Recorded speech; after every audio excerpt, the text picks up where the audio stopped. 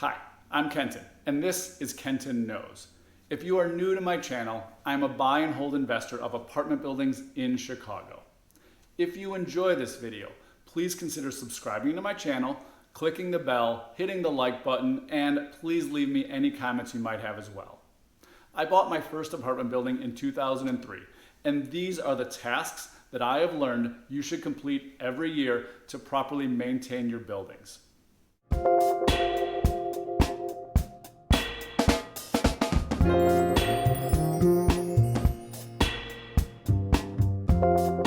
Whether you do them yourself or hire someone, there are a number of maintenance tasks that should be consistently completed each year, which should reduce your complaints, service calls, and damage to your property. We'll start with the monthly tasks. Change the furnace air filter every month, depending on how dirty it's getting. I personally use the inexpensive fiberglass filters, which are less than $1, as my goal is to protect the furnace. I let the tenants know that they are welcome to use the high-efficiency particulate air, also known as HEPA filters. If they choose to use HEPA filters, I ask and I remind them to change them each month. Changing the filters is also a good excuse to get in the unit and ensure there aren't any issues, such as a new pet or damage the tenant hasn't reported to you, so you can address it before it gets worse. I also verify the intake vents are not blocked. It's amazing how many times I've found a box or shelf system completely blocking the main intake. Whenever I do, I explain to the tenant that when the intake is blocked, the furnace cannot get enough airflow, which can cause the evaporator coil to freeze in the summer, resulting in the tenant complaining their AC is not working, or the heat exchanger to crack in the winter. A cracked heat exchanger is extremely dangerous to the tenant, as it can leak carbon monoxide and carbon dioxide into the apartment. Plus, it's a more expensive item to repair. These scenarios can also happen if the filter is completely clogged, which can also significantly limit the airflow. Depending on the size of your property, I would advise that the common hallways and stairways are cleaned at least every month, along with the general cleanup around the exterior as well. Every 3 months, you should spray the apartment for bugs. I use a large bottle of Ortho Home Defense and spray it along the baseboards throughout the apartment, along the bottom of all exterior doors, the bottom of the bathroom and kitchen cabinets, behind the refrigerator and oven, and around any water pipes going through the walls. Also, if you have any floor drains, those should be sprayed as well. The bottle is less than $10 and in my opinion works just great. If a tenant still complains about seeing a spider or another bug, I'll literally drop off a bottle and tell them to spray anytime they need it. It's very inexpensive and it's a super simple solution. Now, I do recommend getting professional help if you have bed bugs or cockroaches, as those are much more difficult to deal with, and I personally don't recommend doing those treatments yourself. Tasks for the fall. Since I'm in Chicago, and we have freezing temperatures over the winter, I need to worry about water freezing in the fall each year. I make sure that all exterior water hose bibs are turned off with the ball valve shut off on the inside of the property, and I open the hose bib on the outside so it can drain. I do this even if I have a frost-free hose bib, and here's why.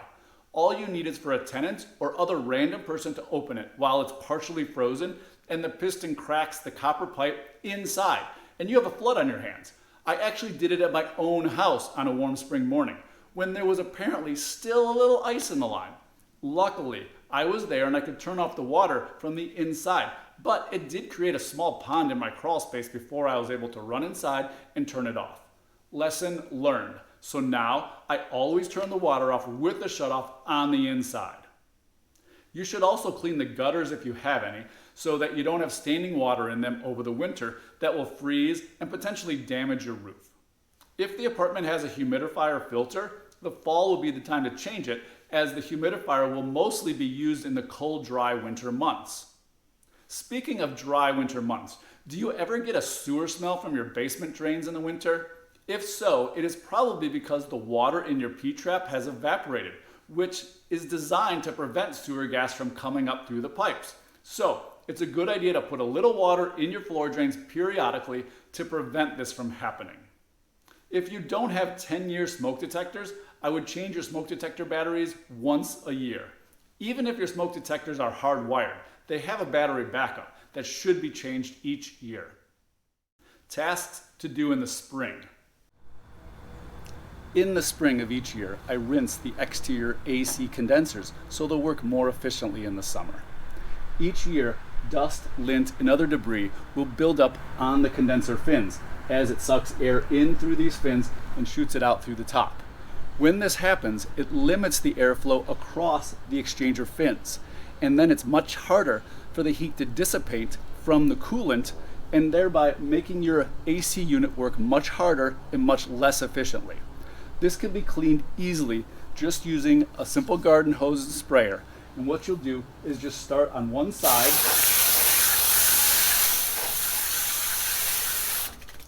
What you'll see is the dirt and debris will slowly work itself to the side and down as you work around the condenser.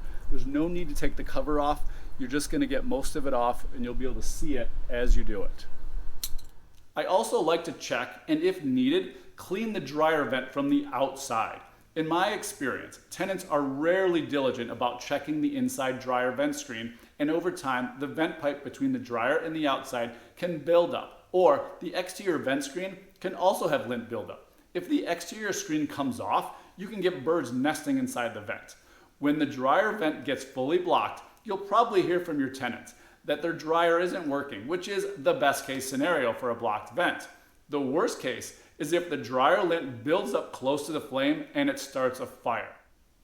To clean your dryer vents, I like to use this tool. It's inexpensive, you can get it on Amazon. You put the end of it into your drill and it spins and you clean out your vents.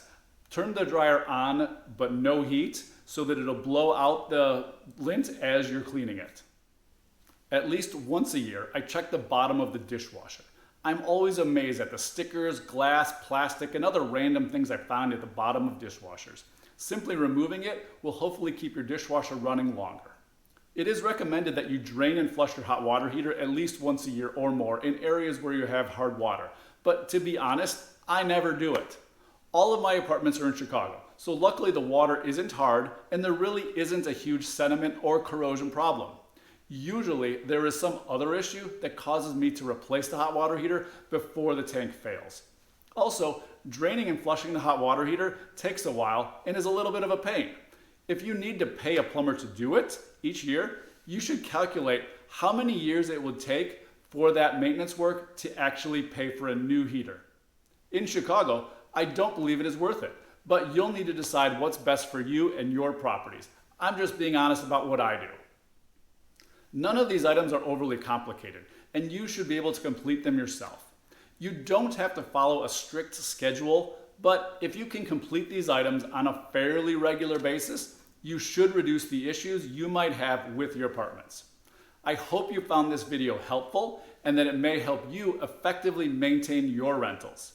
Please like the video, consider subscribing to my channel, and clicking the bell. Also, please leave me any comments about things I should consider adding to this list. And let me know of any other content you'd like to hear from me about. Thank you for watching Kenton Knows.